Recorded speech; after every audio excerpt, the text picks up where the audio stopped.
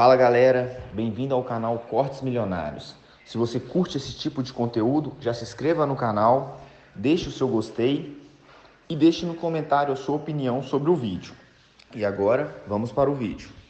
Os objetivos que você definiu para si mesmo. Dica 4, que vai te ajudar nessa parte profissional inclusive. Eu acredito que você deveria mergulhar de cabeça nas revoluções tecnológicas. O que inclusive costuma ser mais fácil para os jovens, já que eles têm menos a perder. E aqui eu dou exemplo do Bitcoin. Quando o movimento de educação financeira no Brasil ele começou a ganhar mais força, durante o bull market de 2016 até 2021, eu fui uma das primeiras pessoas com mais público a começar a falar do Bitcoin. E eu lembro quando eu cheguei aqui em São Paulo, e eu tinha contato com o pessoal da Faria Lima, com alguns analistas, que quando eu falava de Bitcoin, pro cara que tinha 20 anos de mercado, já tinha construído um nome, eles me olhavam como se eu estivesse falando alguma coisa muito errada, algum tipo de ideia absurda. E talvez para eles fosse mesmo, que era algo muito experimental, havia sido criado em 2009, não tinha um mercado muito bem definido. Isso já em 2016, 2017. De modo que muita gente olhava para aquilo e não dava muita atenção. Eu, por outro lado, eu dei atenção. Eu mergulhei de cabeça nessa revolução. Ela deu certo, com isso eu ganhei bastante dinheiro e felizmente continuo ganhando até hoje, porque o preço do Bitcoin, com solavancos, ele continua subindo. Vale até mencionar que agora ele está no seu all-time high em reais. E aí, para quem me acompanha há mais tempo, é simples ver que eu gosto bastante de história. Eu vi que, de fato, esse tipo de sequência de uma revolução tecnológica, quem adere primeiro ganha mais dinheiro, inclusive chega a ditar os rumos culturais, isso aconteceu várias vezes na história. Se você volta, por exemplo, para a Europa pré-renascimento comercial e cultural, onde você teve aquele resgate das tradições da antiguidade. Na Europa você teve, mesmo após um período de 1000 anos, depois da queda do Império Romano do Ocidente, em 476, os europeus fazendo conta com algarismos romanos.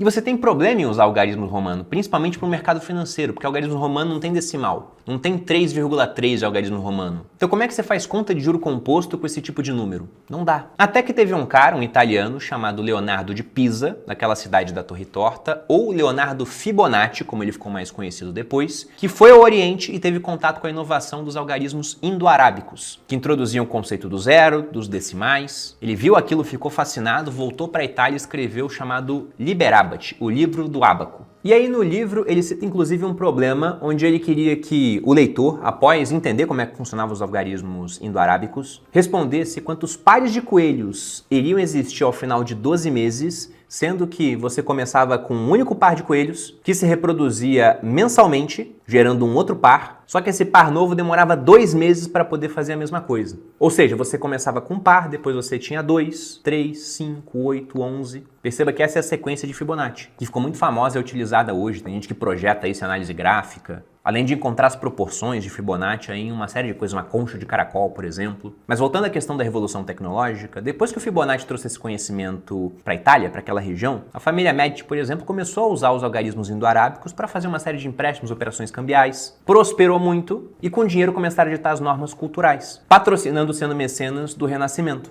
E aí eu citei o exemplo do Bitcoin. Quem aderiu antes ganhou muito dinheiro. Esse pessoal dita normas de cultura próprias para essa comunidade do Bitcoin. A mesma coisa a gente pode falar que aconteceu com redes sociais. Quem aderiu antes acabou se dando muito bem em comparação com quem veio depois. Você tem youtubers, instagramers, gente que ficou muito rica com rede social. Então o que eu dou de conselho para você que é jovem é, ao ver uma revolução tecnológica, entre naquilo de cabeça realmente. Se você é jovem e não está usando o ChatGPT todo dia, na minha opinião você está errado. Pô, Bruno, você está usando? Inclusive foi esse questionamento que meu irmão fez. E não estou usando todo dia, mas eu já fiquei rico. Eu não preciso. Agora, se você é jovem, você deveria estudar mais sobre como funcionam essas novas tecnologias, cripto, inteligência artificial e o que vier a aparecer. Pô, isso vai dar sempre certo, Bruno? Sempre que eu mergulhar de cabeça em uma revolução, ela vai acontecer, eu vou ganhar dinheiro? Não. Pode ser que não dê certo. Mas se você fosse expondo a várias, na hora que uma der certo, isso pode mudar a sua vida. Como foi o meu caso com o negócio na internet. Se não desse certo, eu ia ter perdido tempo, pouquíssimo dinheiro e seguiria para fazer outra coisa. Agora, como deu certo, eu mudei de vida.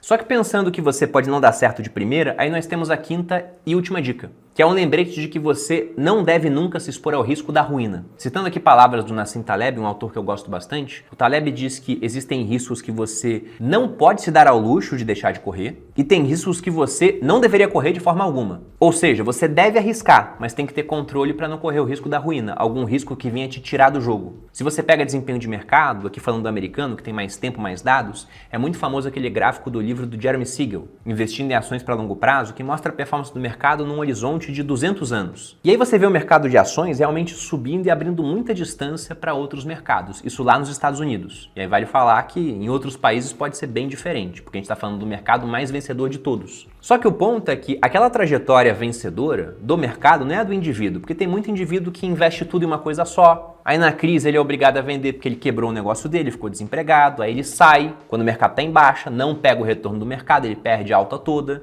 Então você nunca deve se colocar em posições onde, quando as coisas dão errado, é o fim do jogo. Isso tanto em termos profissionais como pessoais. E eu acho que esse conselho é especialmente importante para os jovens, principalmente os jovens homens, porque o homem costuma ser mais imprudente ao assumir riscos. Eu digo isso por experiência própria. Eu lembro que uma vez eu estava tomando cerveja em um terraço com alguns amigos, e aí o terraço desse prédio não era muito distante de um prédio vizinho. Tinha uma distância, mas não era tão grande assim. Mas de repente um cara vira pro outro e fala: eu duvido que você pule pro outro lado, pro outro prédio. O outro fala: tá, eu posso fazer isso. Quer apostar? Quero. Vamos apostar o quê? Uma cerveja. Bom, vamos ver aqui a estrutura de risco-ganho dessa aposta. Se der certo, o cara ganha uma cerveja. Se der errado, ele perde a vida dele. E no final eles apostaram? Sim.